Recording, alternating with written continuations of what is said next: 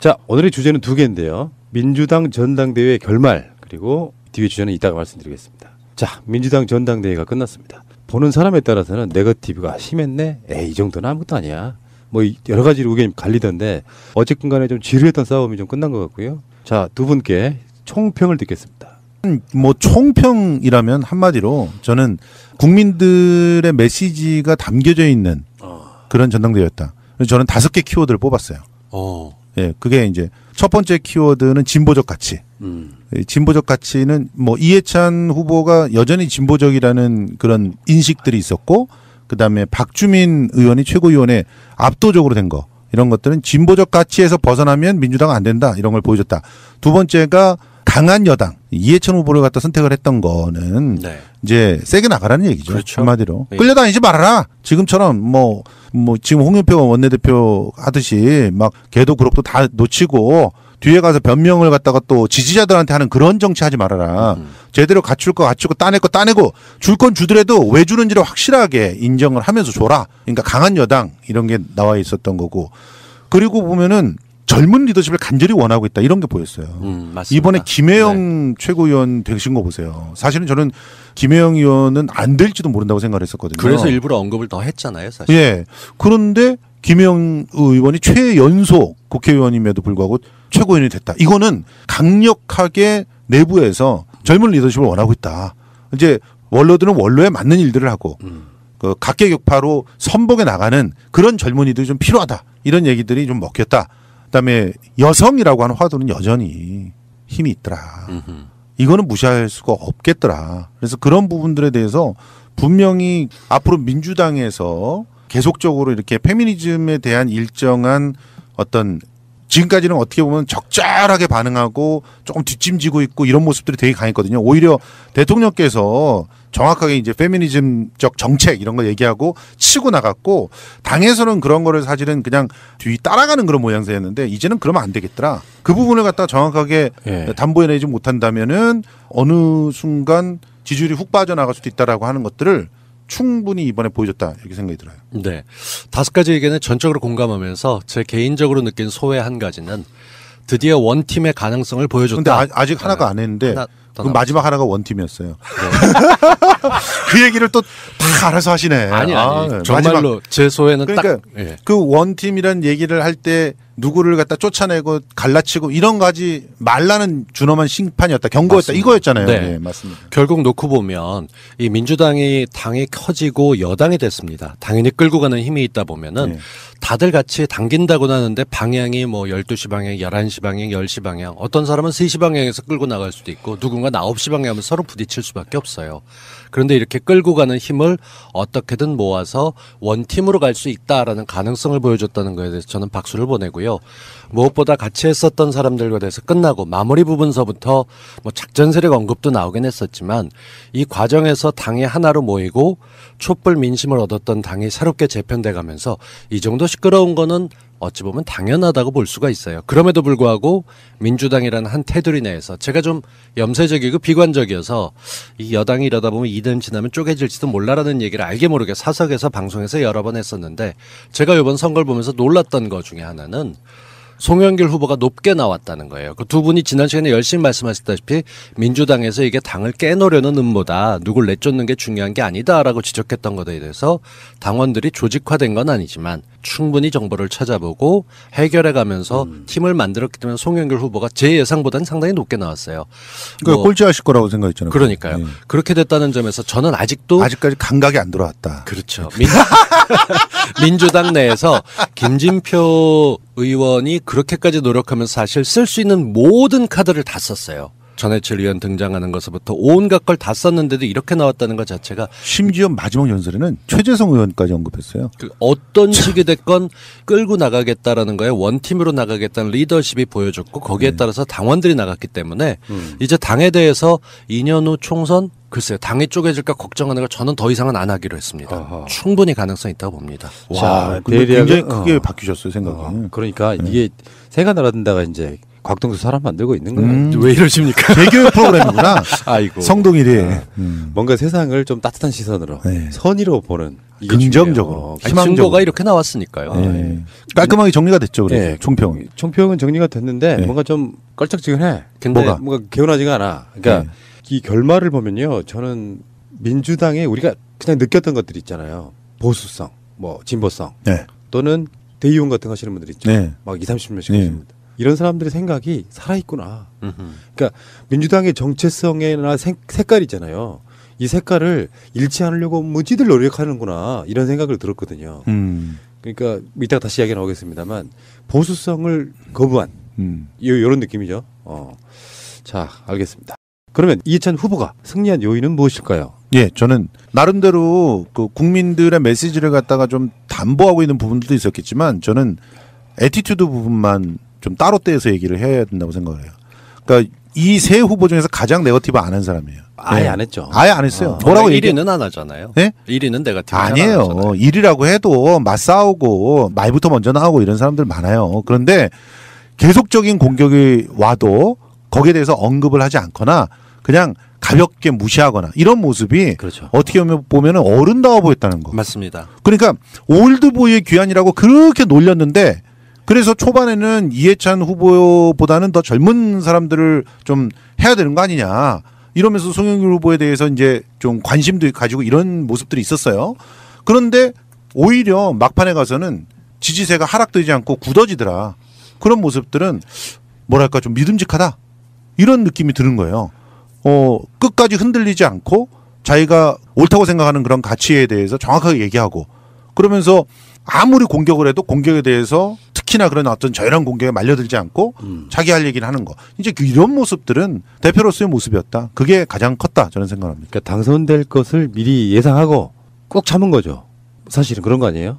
그럴 수도 있고요. 보기에 따라서는 다음 총선에 나가지 않겠다라고 얘기를 하고 그나마 흠이었던 게 지난번 공천 파동 때문에 어쩔 수 없이 이렇게 있었던 과정을 다른 후보들이 공격하는 걸 아니까 할 말이 10개 이상 답변이 나갈 수 있지만 그거 대신 내가 할 수 있는 건 난 이번이 공직생활 마지막이라고 할 수 있는 사실 던질 수 있는 가장 큰 걸 걸어놓고 시작을 했기 때문에 그것도 참 놀라웠어요. 그 비판이나 지적이나 이런 것들은 보게 되면 내가 남은 인생의 2년을 정말 중요한 시기이기 때문에 문재인 정부와 함께 민주당이 잘 끌고 나갈 수 있게 하겠다라는 결연한 의지가 보여졌기 때문에 그 깊은 심정이 아마 좀 흔들리거나 말씀하신 대로 젊은 리더십에 대한 갈망이 높지 않았습니까? 네. 그렇기 때문에 그쪽으로 보면서도 아니야 마지막 기회를 줘서 그래도 어른이 틀 잡고 좀 이제까지 했었던 강단 있게 끌고 가는 모습을 보여주는 거다. 뭐 이를테면 버스라고 생각해보죠. 관광버스 한 50인승 되는 거를 끌고 가는데 앞에 운전자가 어떻게 하느냐에 따라서 흔들리기도 하고 뒤에 진동이 크게도 오는 거 사실 아닙니까?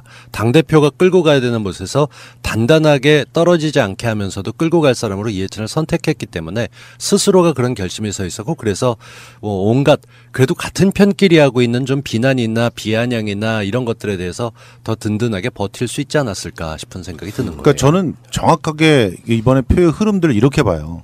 처음에는 이해찬이라고 하는 그 큰 산이 딱 등장하면서 경선판이 그냥 확 쏠렸어요. 이해찬 후보 쪽으로 쏠렸다고.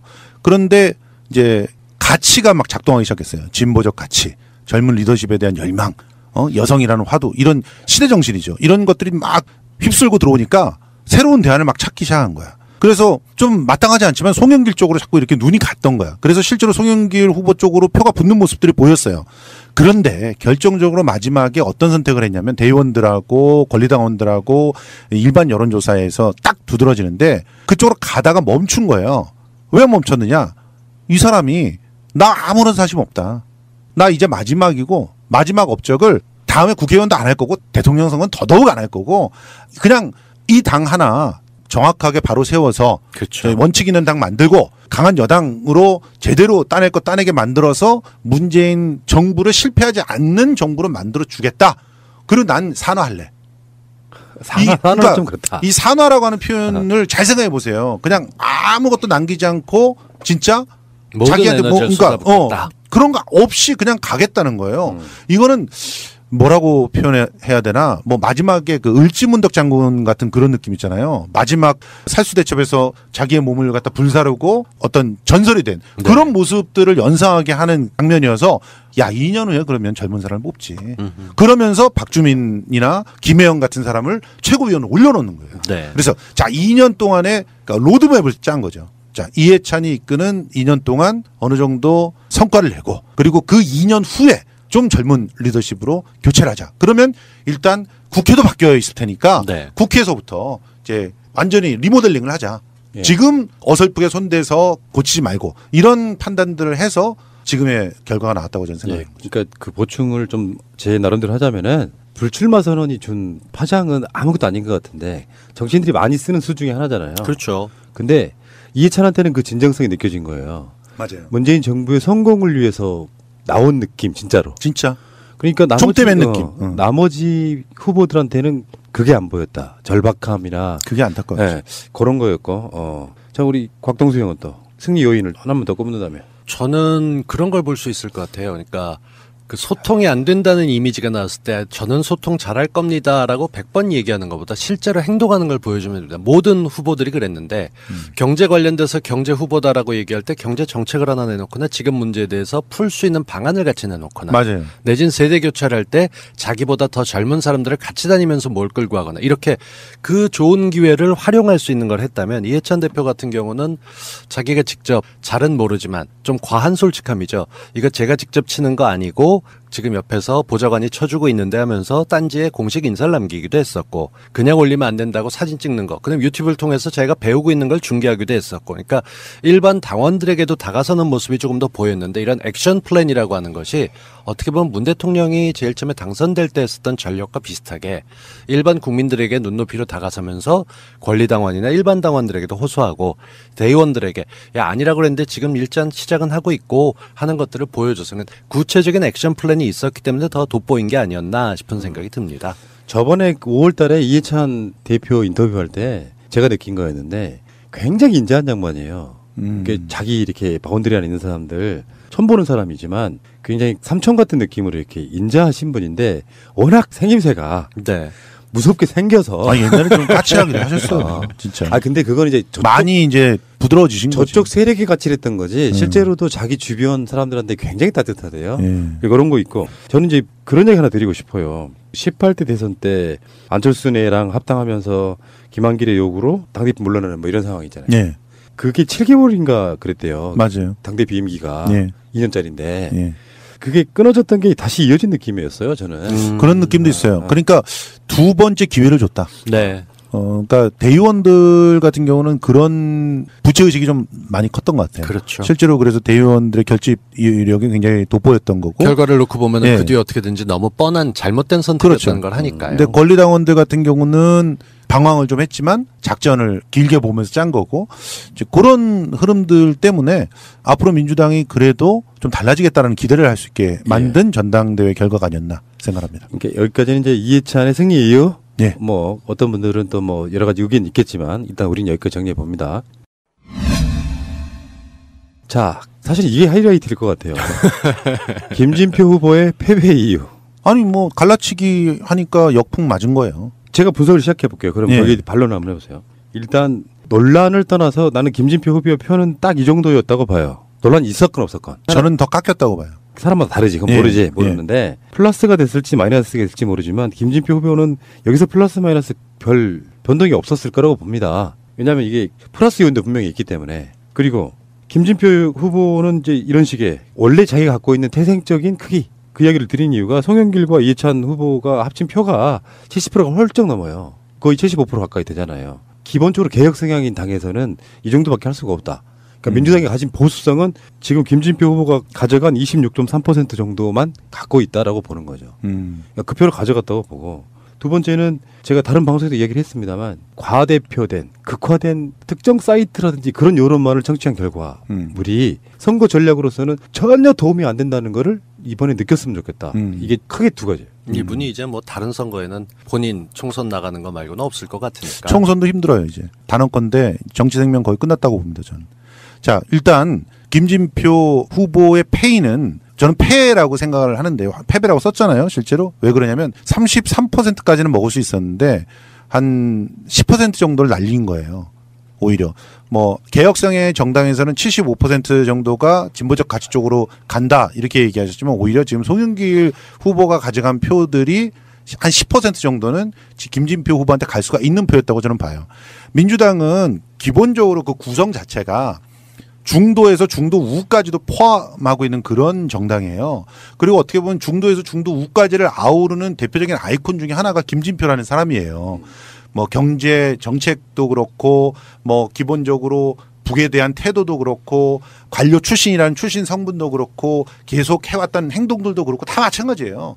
그런데 그 중도 우가 민주당 내에 얼마나 있는가? 아직까지도 30% 이상이 있어요. 진보라고 우리가 흔히 말할 수 있는 그런 예를 들어 박주민 같은 의원들 그런 의원들이 퍼센트가 얼마나 될 것 같아요? 실제로는 기껏해야 25%에서 너무 지금 많이 본 거 아니에요? 예, 25%면? 그렇게 그것도 많아요. 그러니까 네. 박주민 의원 정도의 선명성 갖고 있는 사람은 실제로 20%가 안 될 수도 있어요. 저도 그렇게 예. 봅니다.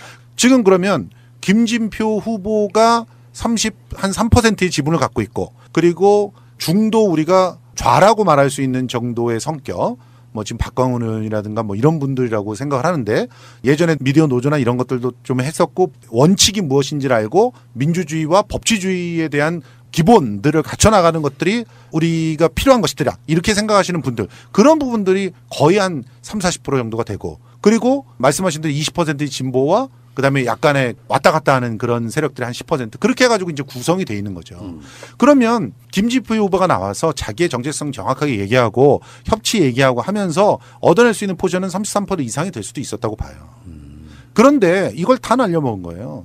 그렇게 지지를 하고 싶었던 사람들이 오히려 송영길 후보한테 가서 이제 30%대의 비중이 있는 그런 차세대를 노릴 수 있는 사람으로 만들어준 거죠. 그 패착은 첫째 판을 완전히 잘못 읽었다. 지금 이 판은 경제가 망가져서 지금 위기가 만들어진 판이 아니라 제대로 된 적폐가 청산이 되지 않으면서 반동이 일어나는 판이에요. 그럼 경제가 무너져가지고 이런 문제가 일어났다는 프레임을 누가 만들고 있느냐? 적이 만들고 있는 거죠. 적이 만든 프레임을 가지고 누굴 공격했느냐? 내부를 공격했어요. 그런 상황에서 어떻게 더 많은 사람들의 설득을 할 수가 있겠습니까? 내적으로. 그러니까 지금 현재 25%에서 26% 정도를 지지를 했던 사람들은 여러 가지 인연들에 의해서 김진표 후보를 갖다 지지할 수밖에 없는 사람들, 그다음에 정말 김진표 후보의 그런 내용들이 맞다고 생각하는 우적인 시각을 갖고 있는 사람들, 그리고 일부 정말 좀 이상한 세력들, 이런 사람들이 섞여 있다라고 볼 수밖에 없는 거예요. 그래서 냉정하게 말하면 김진표 의원은 더 이상 민주당에서 아마 경선에서 이기기도 굉장히 힘든 그런 상황들이 만들어질 것이고 자연스럽게 뒤로 밀려나가는 그런 길들을 겪지 않을까 생각을 해요. 그리고 두 번째로 오판을 했던 게 자기의 스피커를 잘못 선택했어요. 그 김진표 후보 정도의 나름대로 구력과 그리고 네트워크가 있는 사람이라면 얼마든지 지상파라든가 주요 언론이라든가 특히나 진보 언론들에도 자기가 충분히 자기 나름대로의 그 입장들을 얘기할 수가 있었을 거예요. 근데 그렇게 하지 않았어요. 그리고 오히려 영향력이 굉장히 적은 뭘 돌리고 있는지 모르지만 과대 포장되어 있는 그 매체를 스피커로 딱 달았어요. 그러니까 당연히 실질적인 영향력이 없는데 자기의 스피커를 스스로가 죽여버린 그런 선택을 해버린 거죠. 결국엔 뭐 김어준과의 이제 논란도 나중에 있었던 거고. 그럼요. 심지어는 그걸 가지고 막판에 뭔가 새몰이를 해보려고 했던 것 같은데 철저한 오산이죠. 그런 그러니까 것들이. 선거 전략을 짜는 사람이 누구였는지 모르겠는데 누구겠어요? 아니, 그러니까 그건 뭐 왜 우리가 화를 확신할 수 내고 없는 그래요? 건데, 그러니까 누구와 선거 전략을 짰는지 모르겠지만 저 개인 저만큼도 못한 어떤 시야. 그러니까 큰 판을 보고 특정 어떤 여기에 맞는 선거 전략들을 구사를 해야 되는데 일관되게 사실 네거티브였어요. 일관되게. 처음부터 끝까지. 이재명 네거티브부터 시작해서 뭐 그다음에 이해찬 네거티브 한 거 아세요?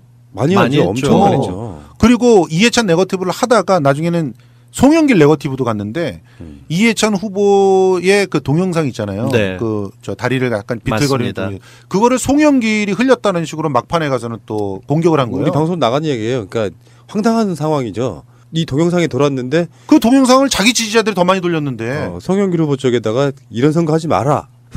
이렇게 무슨 소리를 하는 건지 도대체. 원래 선거가 잘 이기게 되면 기획자가 딱 틀을 붙잡고 갈 수 있지만 흔들리기 시작하게 되면 이 사람 저 사람 얘기가 많아집니다. 그 과정에서 서로 아니 이 자신의 사람 저 사람 전략을 얘기라도 좀 많아졌으면 깨는 게 가는데 낫지 않았을까요? 근데 김진표 의원 같은 경우 저도 사실 김성수 의원 말대로 그렇게 좀 앞으로는 그냥 영 쉬시면서 자주 안 뵀으면 좋겠다라는 게 제 바람이에요. 그렇긴 한데 저는 그럼에도 불구하고 지금까지 했던 것만큼 나갈 것이다 보는 게 지금 실제 얻었던 표가 뭐 일반 당원, 권리당원, 국민조사 그밖에 나왔던 모든 상황 합쳐서 25% 정도 되죠. 대의원들하고 따져봤었을 때 대의원 표가 27.48 그리고 제일 높은 편이죠. 네, 송영길 의원이 31.96이 나왔어요. 이쪽엔 괜찮긴 한데 일반 조사하고 하게 되면 이게 더 훨씬 더 벌어집니다. 5% 이상 포인트가 빠지게 되는 이유가 네거티브 문제라는 게 아니라 그냥 올드한 정치인의 전형을 보여줬어요. 예컨대 정말로 경기도지사가 탈당해야 되는 게 맞다고 하게 되면 그 뒤에 붙어서 액션 플랜이 뭔가 갈 수도 있죠. 가서 만나주진 않겠지만 어떻게든 자기 있으니까 설득해가면서 차라리 손을 잡고 그렇게 얘기를 하긴 했지만 우리는 상관없고 지역 발전을 해서 노력하겠다고 쇼를 하던가 아니면 정말로 뭔가 나쁜 거에 대해서 행동을 하는 게 아니라 말만 툭 던져서 분쟁만 일으키고 서로 싸움만 불러일으키고 자기는 아무것도 아니고 내 뜻은 좋았어만 하고 있다 보니까 경제에 대한 문제 언급도 역시 마찬가지죠. 말씀하신 대로 자한당이 세워놨던 경제가 문제다라는 그런 프레임을 갖다가 써서 적용하는 건 좋아요. 그러면은 이 이끌어가는 야당 또 아닌 여당 입장에서 이걸 어떻게 풀어가겠다는 것에 대한 비전이나 선배로서 제시하는 것들이 있어야 될 텐데 그런 게 없는 거죠. 오히려 그 프레임에 대해서는 서로 싸움 나게 되면 당대표가 중재하겠다라고 얘기했던 건 이해찬 후보 쪽에서 나왔었으니까 그런 면에서 볼 때 감나라 대추나 말은 하지만 사실 해결한 능력이 있을까? 노회한 정치인이 보여주는 나쁜 버릇들이 그대로 답습됐다는 점에서 전략 실패와 더불어서 그런 쪽에 나간 건데요. 저는 그럼에도 불구하고 이쪽에 대한 영향력 소위 말하는 친문 의원들이 이쪽에 줄을 쫙 서지 않았습니까? 뭔가 좀 경제를 키워가려면 기업하고 손잡거나 친기업 정서 쪽으로 나가서 김진표 의원 같은 사람이 필요하다고 생각했던 의원들이 있기 때문에 한동안은 앞으로도 더 파워를 얻지 않을까 이런 불안감, 걱정 이런 게 좀 있어요.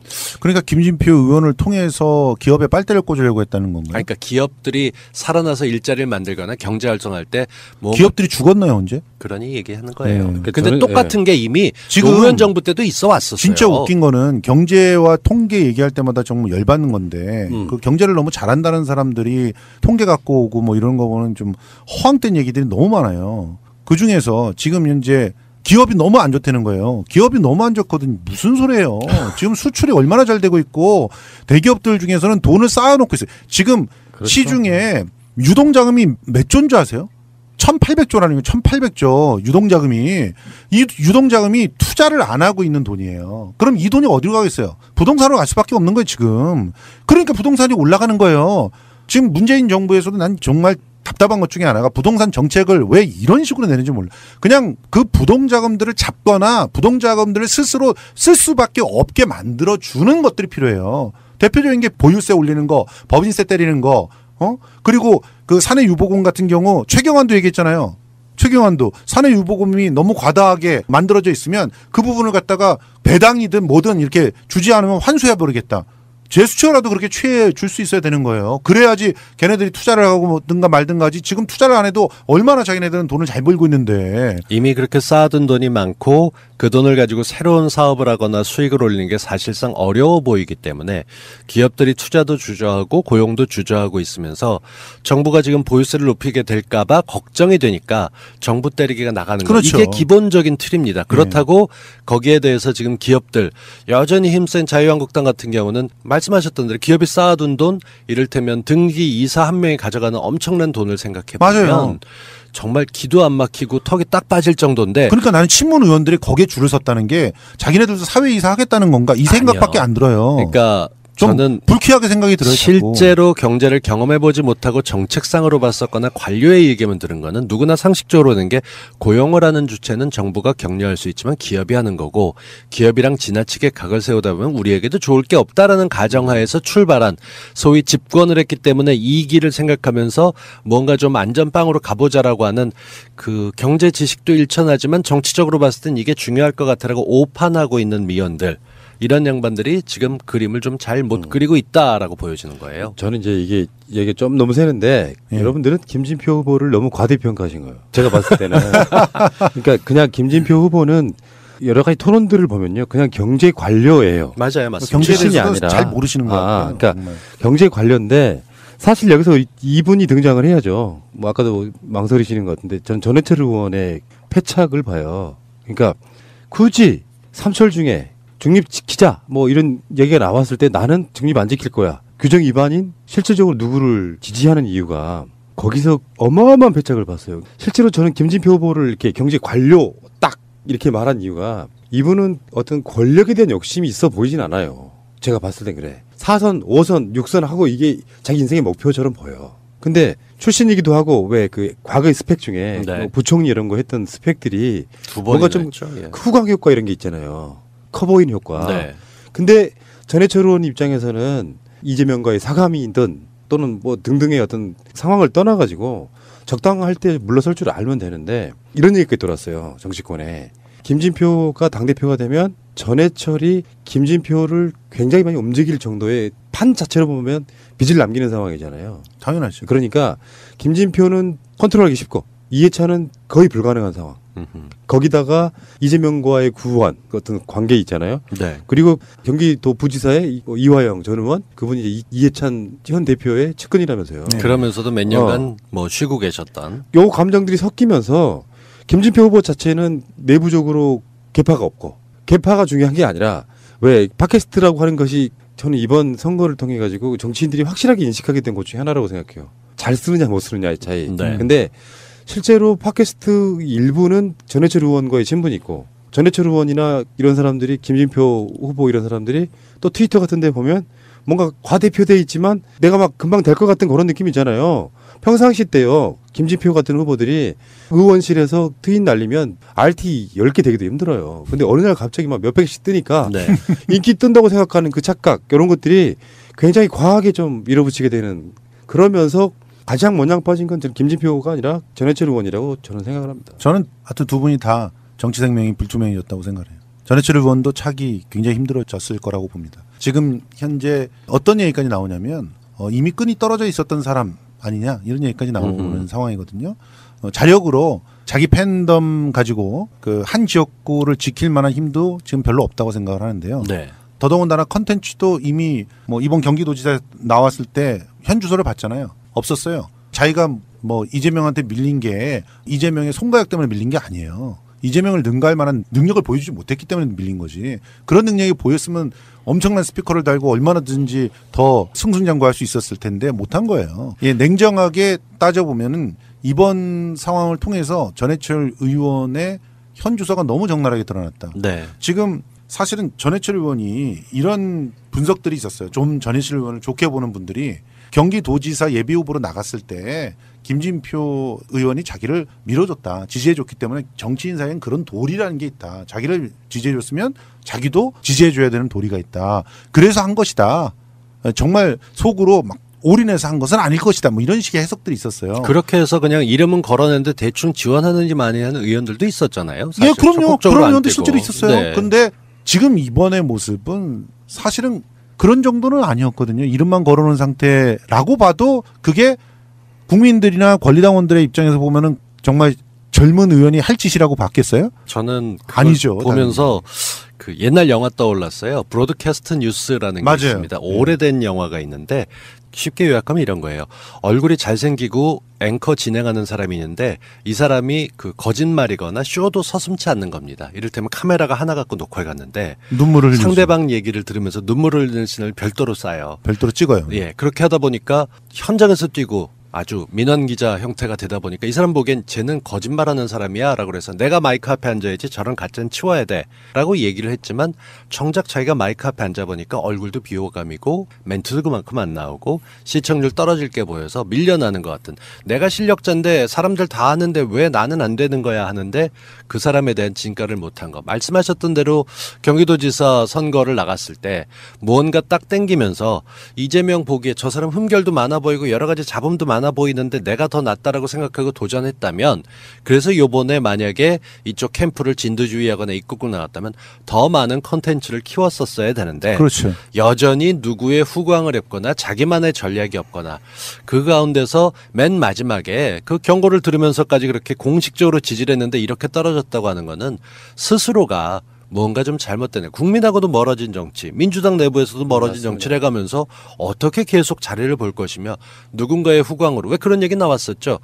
당선되기 전에는 대통령 측근에서 굉장히 가까웠던 사람들인데 정리된 사람들이 늘어나고 있다는 얘기가 공공연하게 나오고 있지 않습니까? 이제 더 이상은 대통령과 함께하지 않는 사람들이다라고 하는 것에 이름 올리기 딱 좋은 포지션이 돼버렸어요. 맞아요. 그러니까 뭐 흔히 말해 정신 승리들이라고 하는 게 있어요. 예. 원래 미미했던 지지율을 우리가 끌어올려서 김진표가 26.3%를 얻었다 하는 그런 세력들도 있고. 근데 이게 정말 예. 그 지연 말단적인 것에 몰입하다 보니까 그게 과대표되고 극화되는 거거든요. 제가 봤을 때는 문재인 정부의 소명, 그러니까 실제로 컨텐츠가 어쩐 건 하나도 안 중요해요. 김진표든 이해찬이든 송영길이든 당이 크게 달라질 거라고 생각하진 않아요. 그러니까 김진표가 되면 100만큼 달라지는데 이해찬이 되면 500만큼 달라진다 이렇게 생각하진 않는다고. 말하자면 김진표가 되면 100만큼 달라지는데 이해찬이 되면 한 120만큼 달라지고 뭐 누가 되면 달라지고 이런 정도란 말이에요. 근데 문제는 그런 것들이 주는 이미지가 중요하다. 그러니까 제가 항상 그런 말씀 드렸어요. 민주당 전체를 보면 당대표를 누구로 선출하느냐에 따라서 민주당의 태도가 결정이 돼서. 맞아요. 예. 제가 그런 비유를 든 적이 있어요. 김진표가 뭘 하다가 중간에 포기하면 그럴 줄 알았어. 계약 안 할 줄 알았어. 근데 똑같은 상황에서 이해찬이 포기하면 열심히 싸우다가 졌네 이렇게 맞아요. 받아들일 수 있단 예. 말이에요. 그러니까 그 평상시 그 태도가 사실 이번 선거의 승패를 갈랐는데 저는 그 권리당원들이나 대의원들의 수준 높음을 본 게요. 그렇게 마타도와 선동들이 있었지만 실제로 권리당원들이나 대의원들이 거의 비슷한 퍼센테이지로 이해찬 후보를 지지하는 거 보고 사실은 송영길한테 간 표는 그렇게 아깝지가 않아요. 아 저는 왜냐면, 예. 좋다고 보고요. 이제 송영길 후보가 건강한 거예요, 사실은. 예. 그래서 이게 포스트 그렇죠. 뭐 이해찬 이렇게 갈 수가 있기 그러니까 때문에 이해찬 대표는 이제 2년 후에 끝나는데 그러면 뒤에 누가 할 거냐고요. 또 김진표? 그럴 수가 없잖아요. 이건 불가능하니까 이런 상황에서 봤을 때는 정말 현명한 선택이었던 거고 맞아요. 제가 하나만 더 이야기를 드리면 다른 방송 이야기 한 겁니다만 대의원 비율이 안 맞는 여론조사, 권리당원 비율이 안 맞는 여론조사 이런 식의 서로 간의 어떤 그 자기 해석들을 했잖아요. 근데 실제로 보니까 국민 여론과 권리당원과 대의원이 거의 비슷해요. 맞아요. 예. 그러니까 요거는 이제 앞으로도 선거에 활용할 때 예전에 막 그 실제로 투표하는 투표인단이 10만 명 미만이거나 몇만 명일 때는 모르겠지만 지금은 그런 식의 여론조사는 의미가 없을 것 같다 생각이 들었습니다. 그러니까 정상적으로 돌아가고 있기 때문에 국민 여론하고 크게 벌어지지 않은 거고 그게 궤도를 함께 했기 때문에 지금 대의원들이나 권리당원들도 자부심을 갖고 선거 결과에 승복할 수 있게 되는 맞아요. 게 예상과 크게 벗어나지 않았고 그 비율이 차지가 좀 있었지만 이 송영길 후보 쪽 같은 경우는 높게 나왔다는 얘기를 하면서 저는 그 얘기만큼 꼭 드리고 싶어요. 예, 마지막으로 저 문화평론가로서 그 김진표 의원 선거 전략 짠 사람 중에서 누군지 모르지만 진표살이라고 하는 이름 짠 사람은 정말 시대를 잘못 읽었다는 말씀 드리고 싶어요. 살이 뭐예요? 보살이라고 해서 아, 그런 뜻이었구나. 모든 것을 다 이렇게 자기가 욕을 대신 먹고 욕바지로 해서 노무현을 꿋꿋이 지킨 그런 보살이라는 거야. 지금도 보라는 거야. 보살이래. 근데 있죠. 이제 그 보살이니 뭐 부처니 이런 네이밍은 정치라고 하는 전쟁의 장수에게 붙이는 네이밍이 아니에요. 하다못해 문희상 의장한테도 장비라는 그런 이름이 붙었지. 거기에 보살로 보기에는 그쪽에 더 보살 같지. 그러니까 이미 보살이라고 하는 이름을 네이밍을 거기다 붙이는 순간 너무나 이 기본적인 어떤 메커니즘에 대한 그리고 그 네이밍이나 혹은 그 네이밍을 통해서 일정한 언어의 전략들을 짜나가는 그런 수순들이 완전히 잘못되어 있다라고 하는 것을 보여주는 그런 사례였다. 제발 좀 조금 배우고 오셔라. 그런 생각 좀 했습니다. 자, 정리해 보겠습니다. 어쨌건 여기는 이제 김진표는 왜 패배했나 요거였고요. 송영길 이야기를 좀 할게요. 송영길은 제가 봐도 선전한 것이 보이고 송영길은 진 선거가 아니고 그러니까 이런 생각을 한번 해봤어요. 이게 1대1 선거라면 그러니까 결선 투표가 있었다면 이해찬 후보가 졌어요. 제가 보기엔. 아니 그러니까 전 아니라고 봐요. 그 이야기 한번 해보려고 그래요. 네. 그러니까 만약에 결선 투표가 이해찬과 김진표냐 이해찬과 송영길이냐에 따라서 상당히 다른 결과가 나올 수도 있다는 맞아요. 생각을 그렇게는 해본 거거든요. 예, 그렇죠. 그러니까 다시 말씀드리지만 그 송영길 표가 갖고 있는 의미가 상당히 크다는 맞아요. 의미에서 근데 물론 이제 이게 호남 쪽으로만 폄하시키려고 하는 시도도 분명히 있거든요. 예, 있죠. 근데 이거는 세대 교체나 개혁성으로 봐야 된다. 맞아요. 저는 그 생각이거든요. 예. 송영길 후보는 선전한 거 맞습니까? 저는 선전했다고 봐요. 실제로 송영길 후보의 문제는 뭐 동수 형님께서 뭐 이미 얘기했지만 쓸데없이 말로서 품새를 너무 많이 잃었어요. 네. 그러지 않을 수가 있었거든요. 실제로는 개혁과 세대 교체를 표방을 했었고 그리고 또 자기가 충분히 성과가 있는 사람이라는 것을 어필하려고 노력을 했어요. 그걸 할 때 남을 깎아내릴 필요는 없었거든요. 맞아요. 예. 그런데 남을 깎아내리면서 그 얘기를 했기 때문에 결과적으로 자기의 내용을 주의 깊게 들여다보고 이제는 좀 달라지는 미래를 내다보는 민주당이 됐으면 좋겠다 하는 사람을 끌어들이긴 했지만 대부분은 마음속에 불쾌함부터 먼저 이렇게 올라오는 그런 상황을 스스로 만들었다. 이제 그 부분 때문에 결집력이 약했다고 보는 거고 실제로 그 송영길 씨의 표의 집결은 중도 좌에 있는 사람서부터 시작해서 진보에 있는 사람까지 두루두루 묶어 세울 수 있는 그런 좋은 기제들을 보여줬기 때문에 앞으로가 기대가 되는 그런 상황이라고 근데 분석할 수 있습니다. 이게 좀 약간 언밸런스를 보거든요. 세대 교체라고 하는 건 필연적으로 개혁성 이미지를 갖고 하는 동력이 있어야 되잖아요. 그렇죠. 근데 일반적인 느낌은 송영길보다 이해찬 후보가 더 개혁적으로 보인다는 게 문제예요. 실제로 상대 비교를 하면 맞습니다. 거기다가 예를 들면 이런 거죠. 열심히 막 천둥벌거숭이가 막 공격을 해 세대 교체를 노인들이라고. 근데 그 연설을 무색하게 만드는 거예요. 이해찬 후보의 캐릭터가. 맞아요. 그러니까 너무 사람에 대한 배려도 없어 보이고 막 그러는 약간 좀 따뜻함이 없는 그 연설에 이해찬 후보가 연설을 하면은 뭔가 송영길이 맞다고 생각하지만 정이 안 가는 연설. 그래서 이해찬 후보를 뽑을 수밖에 없는 저는 그런 선택이 있었다고 보거든요. 그래가지고 박주민 의원의 연설을 오히려 송영길 후보가 했었더라면 어땠을까 그런 생각을 많이 해봤어요. 차라리. 다른 건 몰라도 제가 초등학생들이나 이제 막 SNS를 시작하는 아이들에게 꼭 하는 얘기가 온라인에서 네 모습은 근사해 보여야 돼. 네가 조금 더 잘하고 나면은 괜찮은 사람처럼 보여야 되니까 그냥 가장 쉽게 쓰는 게 누가 뭐 잘못했대요. 제가 저거 하고 도망갔대요. 이런 걸 알리고 싶지만 그런 얘기를 하기보다 나는 이런 거 하는 친구가 훌륭하다고 생각하고 누군가를 추켜 세우고 그 사람을 닮게 얘기하는 게 필요하다라는 얘기를 했어요. 국민들은 늘 리더가 당당하고 그러면서도 궁시렁대는 모습이 있긴 하지만 그럼에도 불구하고 앞에서 우리를 대신해주고 대표해주는 대표성을 갖고 경우에 따라서는 존경심도 얻고 싶어 해요. 거기에 대해서 내가 지지하는 사람이 이 정도로 기품이 있어 라는 걸 보여주는 걸 해야 되는데 송영길 후보는 아직 젊습니다. 그렇기 때문에 뭐 또래에 비해서 굉장히 앞섰다고 얘기하지만 몇 가지 패착이 나왔을 때 저는 본 게 사람의 리더로서의 자리에 올라서려고 하는 지나치게 오버해서 포준 잡는 게 그 좀 전에 나왔던 그런 후보들의 김진표 후보의 문제였다고 한다면 자기가 젊다는 걸 보여주는 게 발랄함을 보여주는 건 아니었고요. 그리고 거기에 대해서 좀 더 지나칠 정도로 아직은 철없듯이 보이는 얘기를 해서는 안 됐다고 봅니다.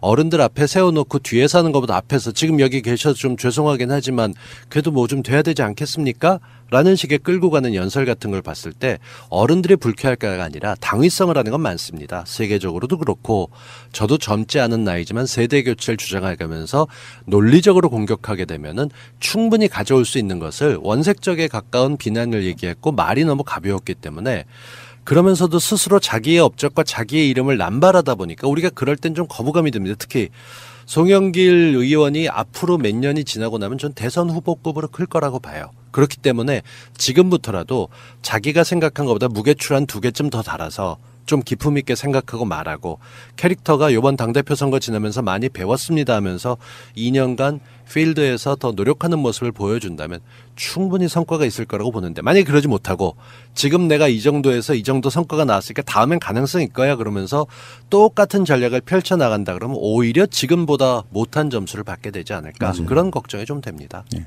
대선 이야기가 뭐 지금 벌써 나올 필요는 없는데 그렇죠. 시대가 누구를 원한다는 건 상대적인 측면이 있잖아요. 그러니까 현 대통령이 잘한 측면과 못한 측면을 다음 대선 후보가 그걸 보완해주는 측면으로 가는 그런 어떤 흐름이 있을 거 아니에요. 네. 그렇죠. 개혁이 잘 된 후에는 안정적인 후보가 더 점수를 얻을 것이고 개혁이 좀 미진하다고 느끼면 더 개혁적인 사람이 국민당이 뽑힐 것이고 이런 것처럼 그러니까 저는 송영길 후보가 지금까지 국회의원이나 뭐 인천시장 등을 하면서 굉장히 개혁적이라는 느낌을 안 받아요. 그러니까 상대적으로 나이만 갖고 이해찬을 상대하기는 역부족이었다 생각이 들지만 근데 그거 말고 자기가 꺼낼 카드가 없었던 거죠. 그러니까요. 사실은. 자 어쨌건 민주당 당대표 결과에 대한 분석이었고요. 그러면은 앞으로 민주당은 이제 이해찬 대표 체제에서 어떻게 될 것 같습니까? 대략 어떤 흐름만 우리가 한번 예상해 보죠. 근데 저 송영길 후보에 대해서 한 말씀만 또 마지막으로 추가로 좀 대중문화에 좀 관심을 좀 가졌으면 좋겠어요. 도와드릴 수 있는데 참. 걸그룹 이름 하나도 못 되는 그런 분이 참. 아 그랬구나. 걸그룹 이름 못했어요? 예. 이건 젊은 후보가 할 수 있는 일종의 특권 같은 건데. 젊다면서 걸그룹도 하는구나. 상대적으로. 그러면서 무슨 소통을 또 어떻게 하셔? 마음은 트위터로 그런 서로 거죠, 그냥 마음은. 정치만 얘기하면 소통인가? 그만해 좀 끌고 알겠습니다. 갑시다, 좀. 예. 그러면은 민주당이 앞으로 어떤 행보를 걸을 것이냐. 지금 현재 보여주는 건 이런 협치예요. 저는 일단 그 논란을 제거하는 거에서 첫 번째 그 각 대통령 묘소 참배하면서 누굴 빼놨다 하게 되면 시작부터 불통의 여지 보여라는 걸 할 수 있는데 그걸 껐다는 점에서 아 전하고 좀 다르구나. 조금 더 유연해졌구나라는 게 가능성을 평생 보게 됐고요. 처음이었대요. 그러니까요. 그 저는 그런 디테일한 것들 보면서 안 해도 뭐라고 안 할 건데 그렇게 했다는 거. 그리고 당선 인사를 역시 그 인터넷에 올 때는 딴지일보에 또 다시 글을 올렸었다는 거. 뭐 이런 걸 보면서 자기가 얘기했던 걸 조금씩 실천해가면서 아 이 양반도 조금씩 바뀌어 나가는 걸 보면 맞아요. 그래서 저는 그런 디테일한 요소들 달라지는 모습들 그리고 지금 다른 두 후보들이 잡음을 안 내고 있잖아요. 그것도 좋은 얘기죠. 저는 그게 굉장히 고마워요. 지금 투덜대는 말이 지금쯤 나왔었어야 되거든요. 한 2, 3일 트위터에는 되면은. 엄청나게 많이 나왔어요. 그렇죠. 그렇긴 한데 네. 공식적으로 뭔가 하거나 삐딱선 타거나 승복하지만 이런 점에서 좀 더 잘해주길 바란다 뭐 이런 얘기가 안 나오고 있는 점에서 민주당에 대해서 끌고 가는 힘을 일단 무서운 걸 알았다는 거죠. 우리 내부에서도 이렇게 서로 크게 싸울 줄 몰랐어라고 하는 정신 차리는 게 효과가 있었기 때문에 저는 아까도 말씀드렸지만 2년 후를 더 밝게 볼 수 있게 되는 잘 지금 하는 대로 예상하던 대로 혹시라도 시작부터 시끄럽지 않을까를 기대했었던 보수 매체들은 사실 그 묘소 참배 때문에 굉장히 실망한 눈치였어요.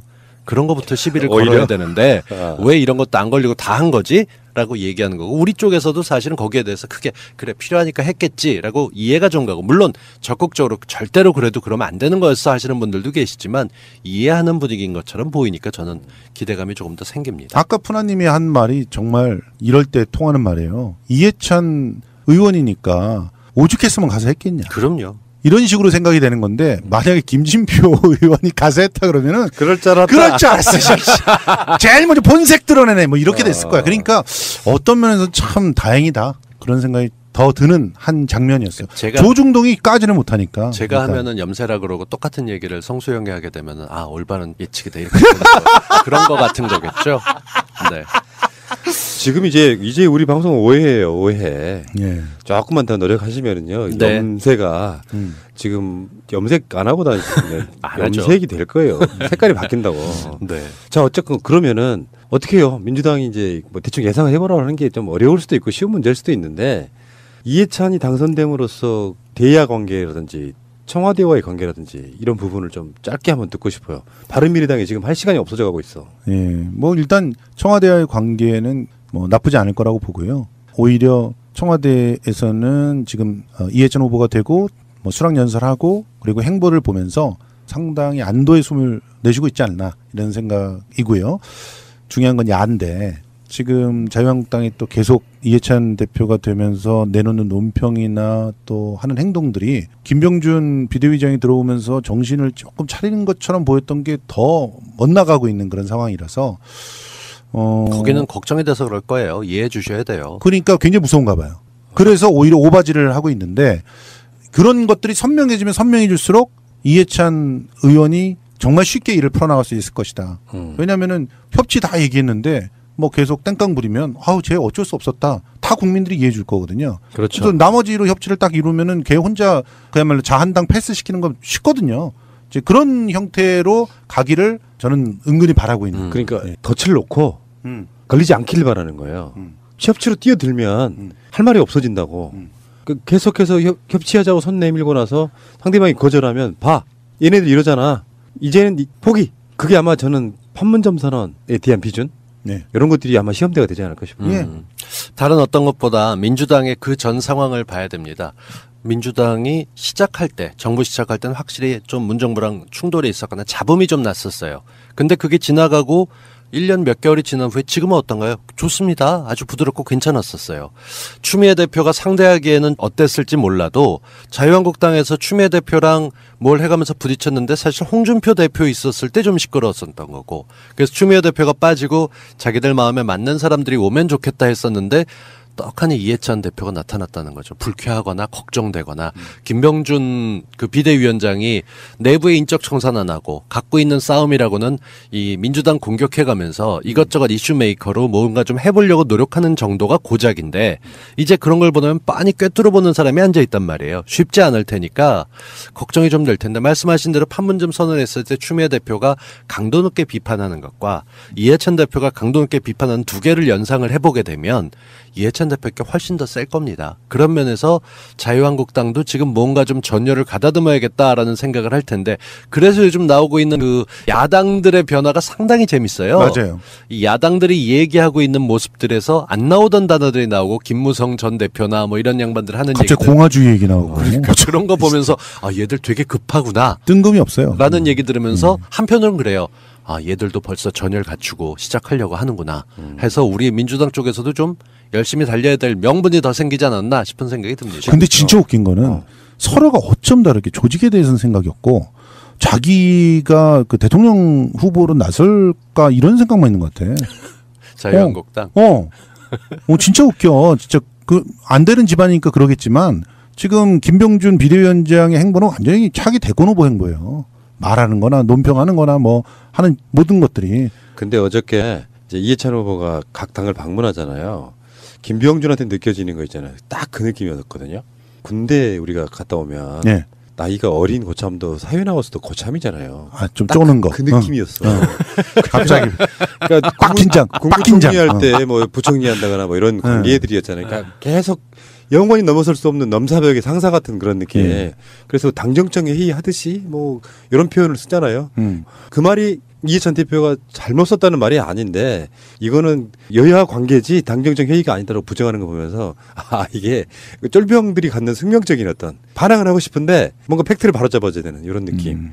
자 그런 거였고요. 어쨌건 간에 기대가 크게 한다고 해서 기대만큼 돌아오지는 않아요. 그렇죠. 진짜 중요한 건 저는 정치인들 또는 정당의 태도라고 봐요. 네. 국민을 향한 태도. 열심히 싸웠으나 안 됐다와 지레에 겁먹고 싸우지 않는다는 다른 거라고 생각이 들거든요. 그렇죠. 그래서 일단은 이해찬 대표가 뽑힌 거는 사실상의 문재인 정부의 색깔을 국민이 결정한 거라고 봅니다. 네. 추미애 대표는 다른 관점이었잖아요. 그렇죠. 정권교체 전에 뽑힌 후보니까. 자 그런 시간이었고 서운해 하실 분들이 있어서 잠시 후에 오겠습니다.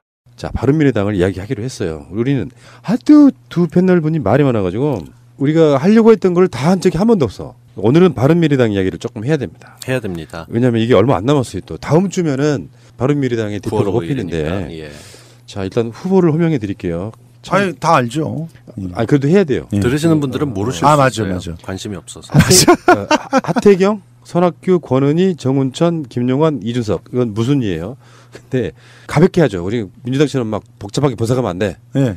누가 뽑힐 것 같아요?부터 시작하죠. 손학규. 이준석을 지지하지만 손학규가 될 비슷했어요? 손학규가 뽑힌다는 가정하에 좋은 점. 일단 뭐 대화가 좀 통하겠죠. 정말로 그렇게 생각하시는 건 아니죠? 아 진짜. 누구랑? 민주당이랑? 아, 민주당이랑 대화가 통할 거라고 생각해요. 지금은 아바타잖아요, 그 양반이. 안철수 아바타죠. 네. 그 사람은 평생 아바타로 산 적이 없어요. 알죠. 알긴 네, 아는데 그러니까 지금 아바타잖아요. 지금 아바타인 척 할 뿐이에요. 그렇게 그게 되면 얼마나 똥줄이 타면 아, 독일도 그렇지. 못 가고 와서 있었겠어요. 그러니까 그렇게 돼 있는 거라면 자기가 대표가 되면 그 다음부터 내가 아바타가 아니라 원래부터 있는 사람이라는 걸 입증하고 그 그렇죠. 입증하는 거에서 가장 좋은 방법은 이 얘기를 안 하고 싸움을 하는 거죠. 그렇죠. 그렇게 되면 민주당이라는 얘기가 안 되고 자유한국당과 뭐 빅텐트가 됐건 뭐 야합이 됐건 이런 쪽 얘기를 슬슬 흘려가면서 저쪽에 카운터파트로 김무성이 벌써 나서 몸 풀고 있잖아요. 그렇죠. 그런 면에서 놓고 봤을 때 원로들끼리 머리를 맞대면서 결국 문재인 정부의 독주를 잡기 위해서 이 보수 정당과 맞아요. 또 중도를 표방하고 있으면서 정차적인 이런 이념보다는 경제 뭐 실사구실 내세우는 바미당이 같이 뭔가 협조를 해야 되지 않겠냐, 그거부터 시작하자, 뭐 이런 얘기를 풀게 될 것 같아요. 전 진짜 말이 안 통할 사람이 올 것 같아요. 아니 지금 근데 요거는 잠깐 정리해야 되는데, 제가 동수영님이 보는 그 징조와 제가 보는 징조가 비슷한 징조인 거예요. 그러니까 난데없이 김무성 대표가 공화주의 공짜도 몰랐던 사람이 공화주의 막 얘기하고 나오고, 데일리안 이걸 밀어주죠. 그다음에 유승민 대표가 갑자기 뭐 그 거대한 정당으로 우리가 거듭나야 된다 이따위 얘기를 갑자기 하고, 그리고 항상 큰 정당을 작게 만들었던 인간들이 그런 얘기를 하고, 그리고 손학규 대표를 컨트롤하다가 안 돼서 전당대회 뒤에 이렇게 와가지고 백팩 메고 눈치 보다가 기자한테 걸려서 튀는 일까지 벌어지는 이런 심상치 않은 이런 분위기를 보면, 이게 뭔가 이제 내부에서 자기네들끼리는 교감들이 막 오고 가고 있는 거예요. 말을 안 해도 그 사람들끼리는 그렇게 통하는 부분이 있는 게, 말을 안 했을까? 어느 정도 또 갔을 수도 있어요, 서로가.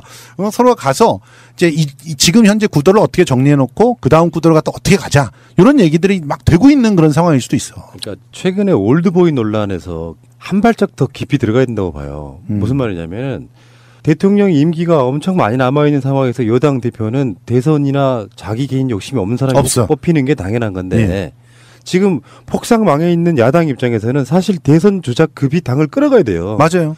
그러면서 각을 세워야 되는데, 바른미래당에서는 손학규를 대선 후보로 보는 사람은 사실 없잖아요. 맞죠. 나이도 이런 걸 떠나서.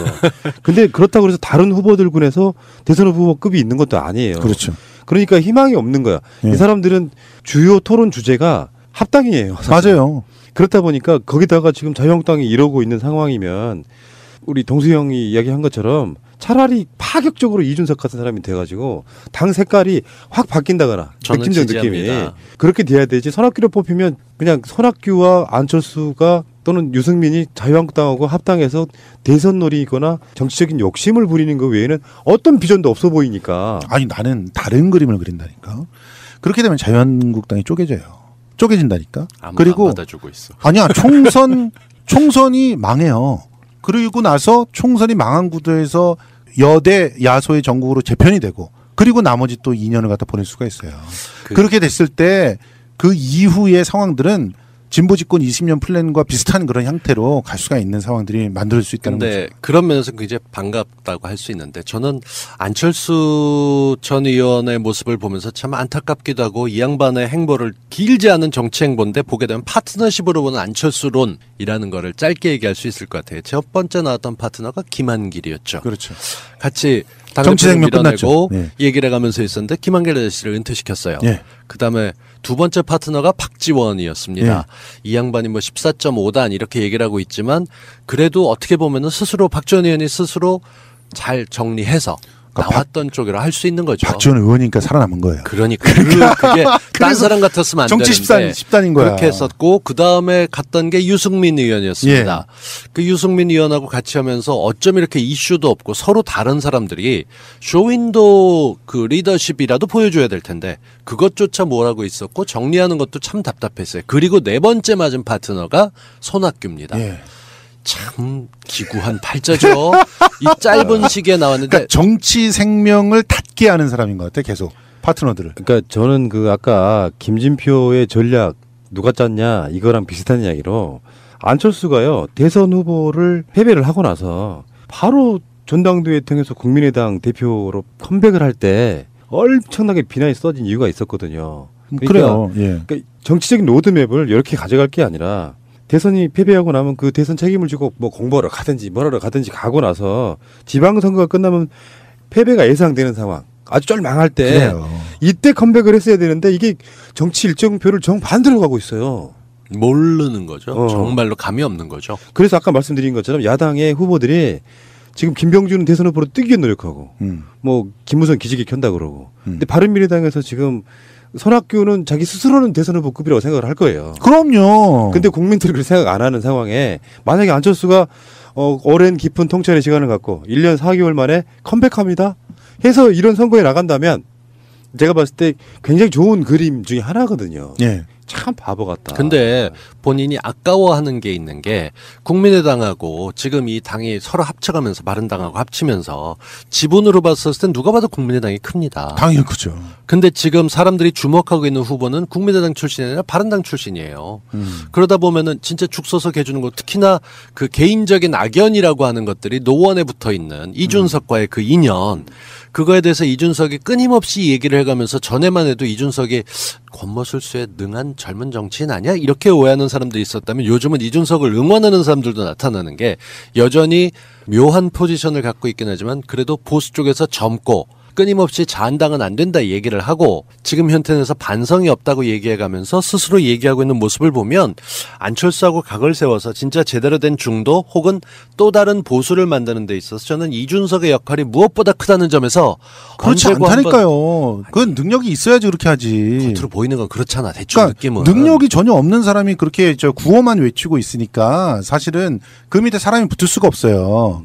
그리고 지금 현재는 어떻게 보면은 보수들이 괴멸을 갖다가 하면서 4분 5일로 보수 예. 말씀드렸어요. 보수를 잘 몰라서 그런데 지금 홍준표 의원이 페북에서 하던 멘트질 그 대신해서 여백을 그 진공을 메우고 있는데 이준석이에요.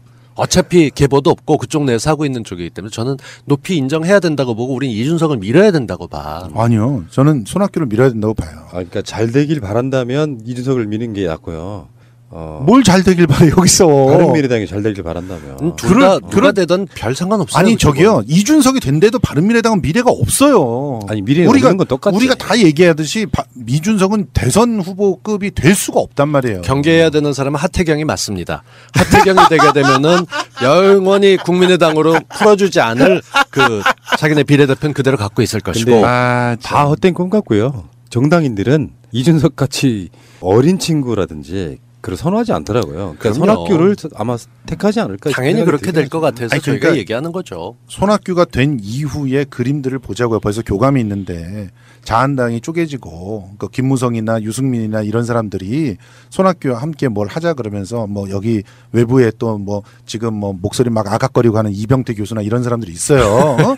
자기 좀 차기에 좀 뽑아줘 이런 인간들이 있어요. 뭐 설치고 있는 사람들 그런 사람들 뽑아가지고 당 하나 만들 거예요. 그런데 당 만들면 뭐예요? 시간이 얼마 없는데. 그러니까 총선에서 깨지겠죠. 깨지고 나면 또 계속 또 불안해진 상태에서 결정적인 어떤 변수가 없는 한 그런 상태에서 손학규 대표는 자기가 대선급이라고 생각하기 때문에 계속적으로 부전의 어떠한 파동으로 작용을 할 거예요. 그런 것들이 안철수와 부딪히고 하면서 이루어지는 그런 4분 5열. 그래서 만들어지는 정말 진정한 다당제. 그 다당제에서 연정을 통한 지속적인 민주진보 세력의 정치적인 어떤 판도 이런 것들이 정말 그립지 않습니까? 근데 그 단계는 저는 지났다고 봐요. 그러니까 지났다니. 그러니까 무슨 말이냐면은 이제는 그 사람들이 바른미래당으로 깨져 있으면서 느꼈던 한계. 그러니까 지방선거에서 봤잖아요. 그러니까 깨지는 건 뭐 더 이상 원하는 사람은 없다. 다만 다음 총선을 향해 가는데 그쪽도 물갈이를 해야 될 거 아니에요. 자유한국당이든 바른미래당이든 뭐 합당을 하든 뭘 하든. 근데 물갈이 하려고 보면 이 현 상태에서는 당선 가능성도 없는 정당에 들어갈 사람이 없는 거예요. 그러면 계속해서 정체가 되겠죠. 다만 선거 패배의 원인 중에 당선 가능하지는 않더라도 그나마 가능성을 보는 것 중에 하나는 흔히 말하는 보수 세력들이 합당이야. 그러니까 다당제로 갈 가능성은 저는 없다고 봐요. 아니 잠깐만 한마디만. 이준석이 대표로 있는 당에 그 당선 가능성이 있다고 생각해요? 아니까 우리는 그냥 어떤 당위성, 역사적 당위성에 손학규보단 이준석이 낫다고 생각하는 거죠. 그들을 응원하는 게 아니잖아요. 아니 응원하고 뭘 걸 떠나서 우리가 이제 앞으로 어떤 판세들이 구축될 것인가를 예측을 할 때 아주 중요한 얘기를 하셨기 때문에 그래. 이제 다음에 이제 총선 분석하는 네. 것과 희망하는 것과 이렇게 했으면 그렇지. 좋겠다가 서로 지금 충돌하는 중이에요. 아니, 잠깐만 일단 그 뭐 그런 것도 있을 악탈이 거라고는 열올리시네. 조금 이렇게 뭐 생각을 하는데 어쨌든 쉽게 생각해서 지금 현재 보수 쪽에서 차기 총선에 출마하고 싶은 사람들이 엄청나게 많아요. 그렇죠. 네, 지금 방송 막 열심히 하고 있잖아요. 응? 그 사람들 인지 다, 돌리려고. 네, 인지 돌리려고. 자, 그런데 그 사람들이 이준석 대표의 당으로 들어가고 싶겠냐고요.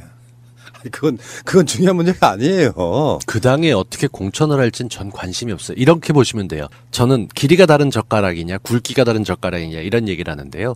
서로 길이가 좀 짧아서 이준석 같이 나이가 젊은 정치는 짧은 젓가락이라면 한쪽이 길어도 두께가 같다면 젓가락질 안에 당장 작은 건 들 수 있어요. 근데 젓가락이 하나는 길고 하나는 짧으면 크고 무거운 건 못 들어요.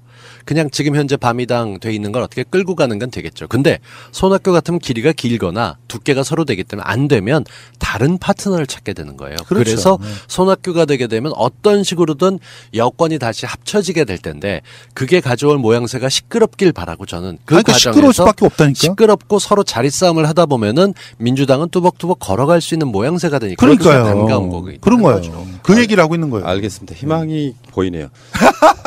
실제로 저는 이렇게 생각해요. 이제 뭐 향후에 다음 총선 때 지났을 때는 50대 50의 민주당 자유한국당이 아니고 진보 정당도 좀 많이 올라오고 해서 맞아요. 지분이 현실적으로는 뭐 10분의 1로 줄이고 싶지만 3분의 1 정도만 줄었으면 좋겠다. 저는 그런 생각이에요. 근데 바미당 지금 주목해서 봐야 될 게 숫자가 평민당이나 저쪽에 정의당을 합친 것보다 훨씬 많잖아요.